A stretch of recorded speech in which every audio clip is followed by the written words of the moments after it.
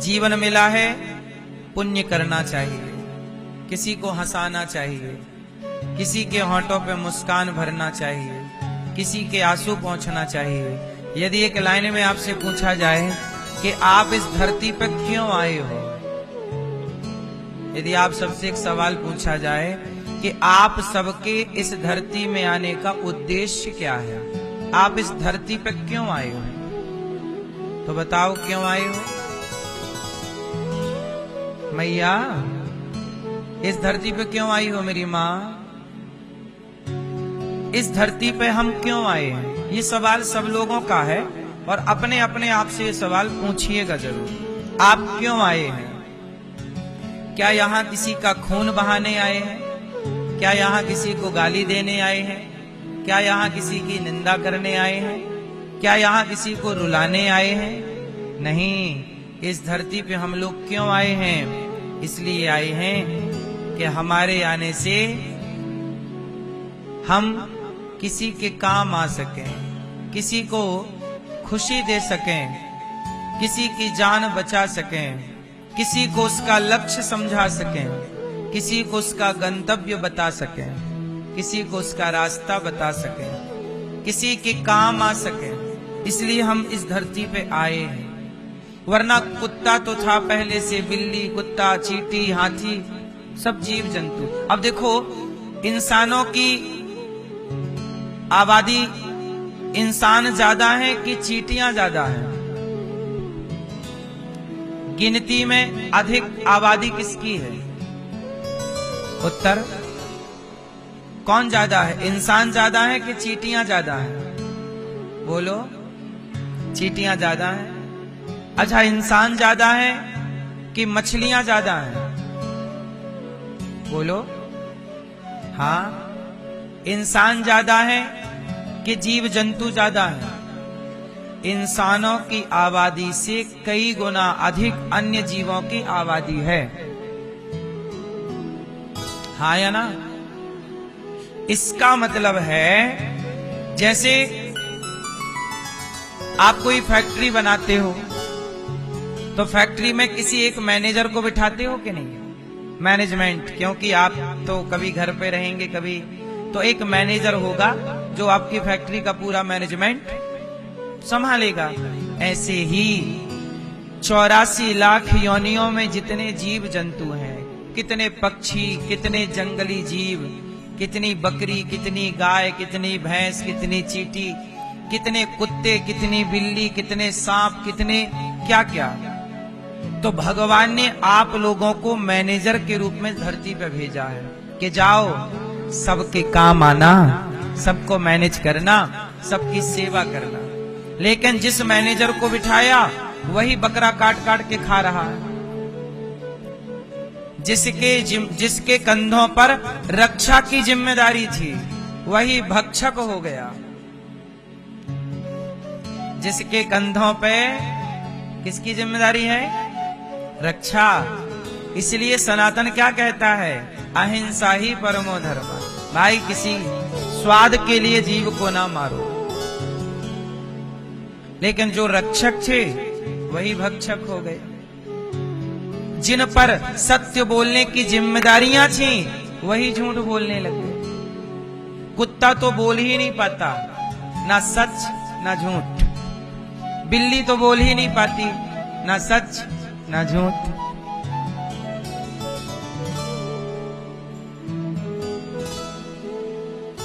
क्या करें? गौरी गोपाल आश्रम में ना, यहाँ बहुत सारी बिल्लियां रहती हैं। हमारी माताओं के कमरे में, हमारी माताओं के पलंग में बिल्लियां कंबल में घुस के सो जाती हैं। कोई नहीं भगाता उनको। दूध समय पर जितना हो सकता है उन्हें, बंदर हैं, उन्हें रोटी, केला, चने, 12 महीने यहाँ बंदरों की सेवा। छोटी सी बिल्ली, यहाँ ढेर सारी बिल्लियां हैं चारों तरफ। अभी आप बैठे यहीं घूमती रहती, यहीं रहती, बिस्तर देख के बढ़िया सो जाती हैं। क्या बताएं, क्या करें? मारे उनको? आजकल लोग तो किसी भी जीव को देख के मारने लग जाते हैं। भगाने लग जाते, भाग भाग भाग। नहीं, ईश्वर ने हमें इंसान बनाया है। वो बिल्ली बोल नहीं सकती, वो कुत्ता बोल नहीं सकता, वो गाय बोल नहीं सकती, लेकिन हम तो बोल सकते हैं। इसलिए हम हर जीव का पक्ष लेकर हम उसकी सेवा करने की जिम्मेदारी उठाएं। हम क्यों उसका खून बहाएं? वो बोल नहीं सकती इसलिए हम उसे मारें, क्योंकि वो बोल नहीं सकती। गाय बोल नहीं सकती इसलिए आप उसे काट दो, काट के खा जाओ, क्योंकि वो बोल नहीं सकती। हर जीव में आप समझदार हैं। कुत्ता सच नहीं बोल सकता, न झूठ, वो बोल ही नहीं सकता। भाव भाव भाव एक आवाज है उसके पास, भाव भाव भाव भाव। बंदर की एक आवाज है, बिल्ली की एक ही आवाज है, म्याऊं म्याऊं, बस। उसे जो भी कहना हो इसी में कहती है। लेकिन आप कितने स्पष्ट बोलते हैं, लेकिन इतना अच्छा बोलने के बाद भी आप क्या बोलते हैं? झूठ। जबकि आपके कंधे पे सच बोलने की जिम्मेदारी है। लेकिन आप, स्वार्थ है ना साहब, हर व्यक्ति अपना देख रहा है।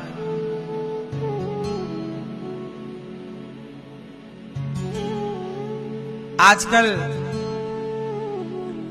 लोग जंगल जाते हैं, जंगल में जाल बिछा के पक्षी पकड़ के ले आते हैं और पक्षी बाजार में बेच देते हैं। और आप जैसे लोग, भले लोग, जाते हैं और 500 रुपया में, 1000 रुपया में वो पक्षी खरीद के ले आते हैं। फिर आप लोग बहुत होशियार होते हैं, आप कैंची उठाते हैं और पक्षी के पंख कुतर देते हैं, काट देते हैं। अब तो ये उड़ नहीं सकता। आपने तो बहुत अच्छा काम कर लिया, बहुत। किसी के पंख काट दिए कैंची से। अरे 1000 रुपया का पक्षी खरीदा है तुमने या 500 का?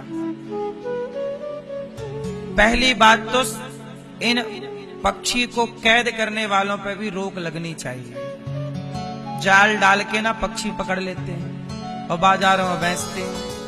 500 रुपया के लिए तुमने उस पक्षी की आजादी छीन ली कि नहीं?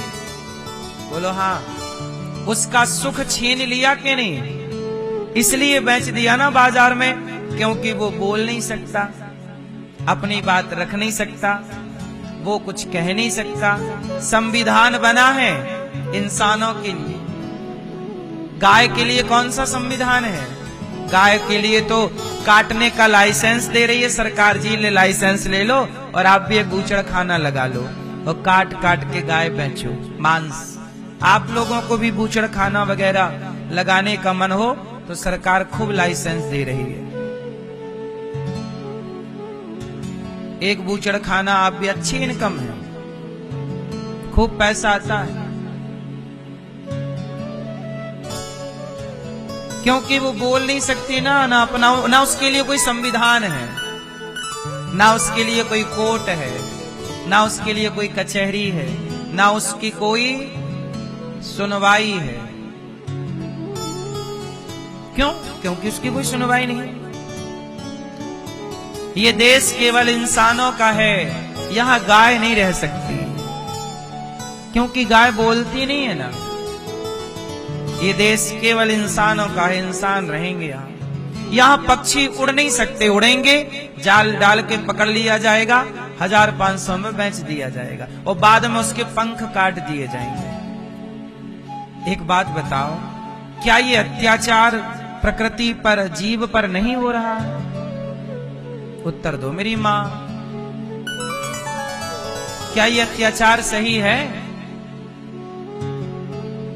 इसलिए भगवान ने आपको इंसान बनाया है। जा बेटा, तू सेवा करना, तू बोल सकता है, तू पुकार समझना सबकी सेवा कर। इसलिए दास अनिरुद्ध, मैं जितना कर सकता हूं करता हूं। गौरी गोपाल आश्रम में गाय रहती है, 400 गाय, 125 नंदी। मैं मर के जब ईश्वर के घर जाऊंगा तो मैं, भगवान पूछेंगे अनिरुद्धाचार्य क्या करके आए हो? मैं कहूंगा कि मैं किसी बूचड़ खाने को लाइसेंस देकर नहीं, गाय की सेवा करके आया हूं। मैं लाइसेंस बांट के नहीं आया कि तुम गाय काटो। गाय की सेवा, गौ माता की सेवा, 400 से अधिक गौ माता गौरी गोपाल आश्रम में। ये गाय जो मिल जाए कसाईयों को तो काट डालते हैं। आप लोगों से मैं यही प्रार्थना करता हूं कि इन गायों की सेवा में आप भी सहभागी बनिएगा, साथ जरूर दीजिएगा, चारा का, भूसा का।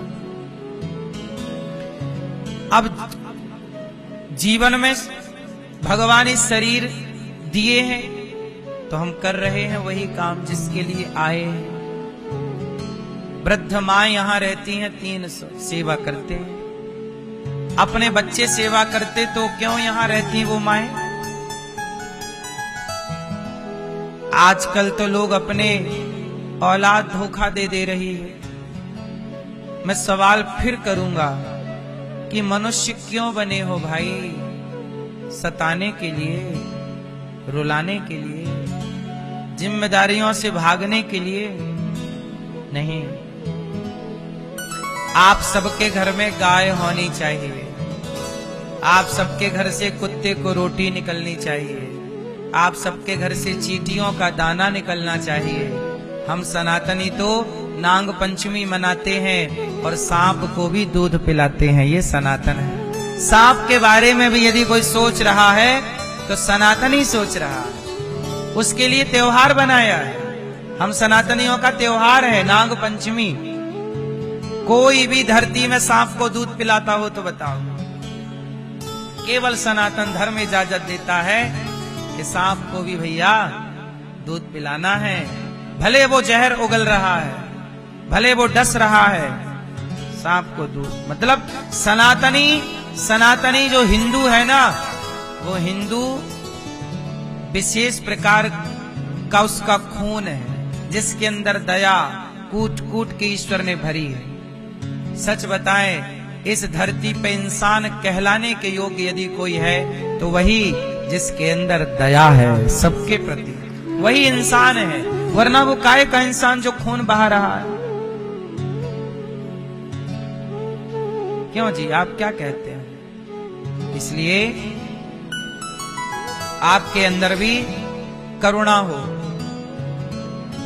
जीवों के प्रति स्नेह हो, सबसे प्यार करो। हम कुत्ता को भी क्यों परेशान करें? कुत्ता भी हमारे सनातन में रोटी कुत्ते के लिए भी निकाली जाती है, कुत्ता भी खाए, हम क्यों?